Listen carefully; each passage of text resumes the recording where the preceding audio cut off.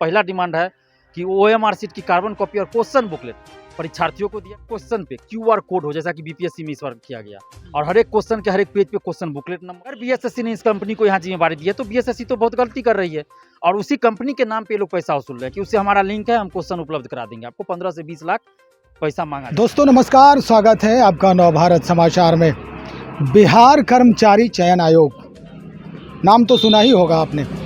हम दिखा भी देते हैं आपको। दरअसल हम वहीं पे खड़े हैं और हमारे साथ छात्र नेता दिलीप हैं। आज एक नया जो है सगुफा इससे निकल के बाहर आ रहा है। एक सूचना आ रही है, और सूचना जो हमेशा से सुर्खियों में रहने वाली ये संस्था है, आज फिर से सुर्खी में आ गई है। बात क्या है हम जानते हैं छात्र नेता दिलीप से। आज ये पूरा लेके खड़े हैं, 7 सूत्री मांग का है ये। देखिए, ये 7 सूत्री मांग नहीं, ये बिहार के लाखों करोड़ों कह लीजिए, क्योंकि एक बार जब सिस्टम में कुछ चीज़ लागू होता है तो वो आगे भी लागू होता है। तो करोड़ों युवाओं के भविष्य का सवाल है। 9 लाख स्टूडेंट्स ने अभी फॉर्म भरा है, लेकिन जब CGL 3 की, लेकिन आगे जब कोई वैकेंसी आएगी तो उसमें भी ये सिस्टम लागू हो जाएगा, अगर एक बार हो जाएगा तो इसलिए ये 7 सूत्री डिमांड हम लेके आए हैं। पारदर्शिता को लेकर धांधली सेटिंग ना हो, जैसा कि CGL 1 CGL 2 में हुआ।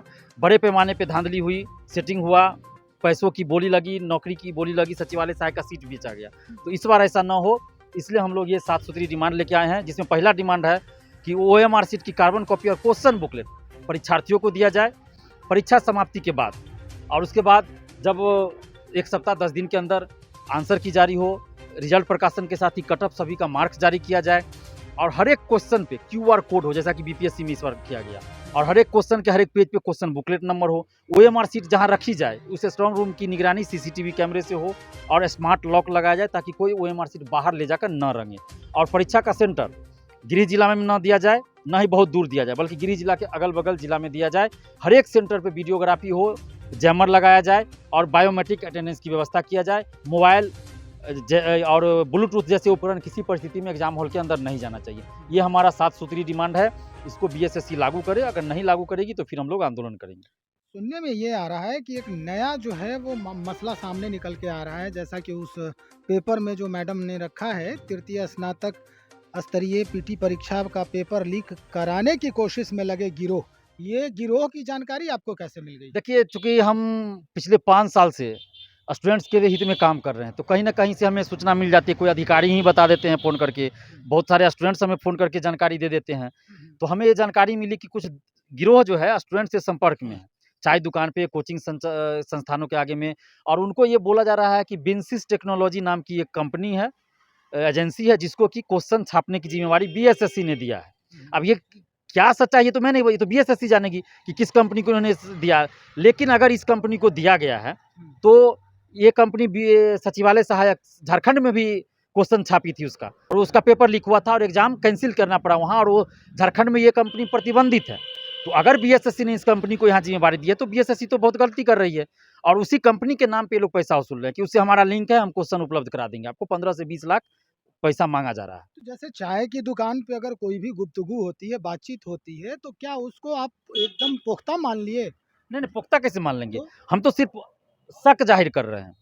अगर बिन्सिस टेक्नोलॉजी को इन्होंने दिया है सच में, तो इसका मतलब वो सही बोल रहा है। जब बाहर प्रतिबंधित कैसे लीक हुआ? झारखंड में प्रतिबंधित है तो इस बिहार को कैसे मिलेगा वो? वही तो आश्चर्य की बात है ना, कि होता है जैसे बहुत सारी कंपनी किसी राज्य में प्रतिबंधित है, लेकिन अन्य राज्यों में उसको दे दिया जाता है जिम्मेवारी।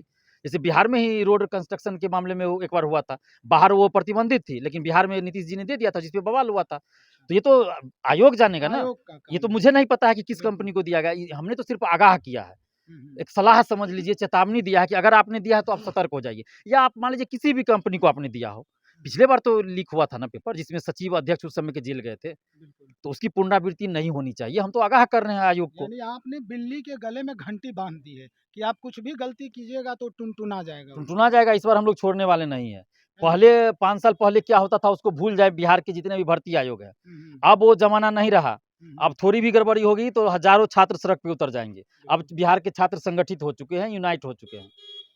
और कुछ कहना है आपको छात्र हित में? छात्र हित में हम यही कहेंगे, बीएसएससी से अपील करेंगे कि आप पारदर्शिता लाइए। सरकार से भी अपील करेंगे कि सभी वैकेंसी में आप पारदर्शिता लाइए, धांधली सेटिंग रोकिए, और जितने भी अभ्यर्थी हैं उन सब से हम यही आग्रह करेंगे कि आप लोग दलालों के चक्कर में न पड़े, शिक्षा माफियाओं के चक्कर में न पड़े और ये लालच में न पड़े कि हम पैसा दे के सेटिंग करवा लें। क्योंकि आज न कल वो पर्दाफाश होगा, आपको जेल जाना पड़ेगा और जो अभी 26-27 नवंबर को एग्ज़ाम कैलेंडर के अनुसार होना है, उसका अभी तक कोई नोटिस नहीं आया है बीएसएससी के द्वारा एडमिट कार्ड का। तो बीएसएससी एक नोटिस जारी कर दे कि परीक्षा लेगी या नहीं लेगी। बिल्कुल आपने सही कहा दिलीप जी कि दलालों के चक्कर में जो अभ्यर्थी हैं वो ना पड़े। ये सबसे बड़ी बात है, ये सबसे अहम मुद्दा है। दलाल के चक्कर में, चूँकि ये जो मसला सामने आ रहा है कि चाय की दुकान या कहीं पे ग्रुप बनाकर इस तरह की बातों को फैलाना, जिसकी पुष्टि जो है कहीं से भी नहीं की जा सकती है, वो चोरी चुपके वो काम हो रहा है, निश्चित तौर पे हो सकता है वो फ्रॉड भी हो।